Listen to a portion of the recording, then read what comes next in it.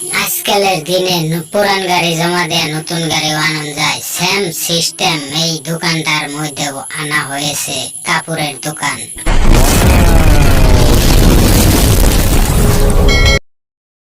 এটা একটা অ্যাকচুয়ালি দোকান, কিন্তু খালি দোকান বললেই হবে না, এটা একটা নতুন মডেলের ইউনিক দোকান। দোকানে কি কি বস্তু পাওয়া যায় দেখে আসেন। এই দোকানটায় যদি বলেন 10 টাকা থেকে আপনি 5,000 পর্যন্ত একটা কাপড়ের বাজেট হইতে পারে, কিন্তু দোকানে একদম নরমাল দোকান দেখতে ভাবলে কি হবে, কিন্তু দোকানে অনেকটাই মাল আছে। দোকানটার ওনার আসলতে নাম শহীদুল, চাল খাবার মেন রাস্তার লগেই।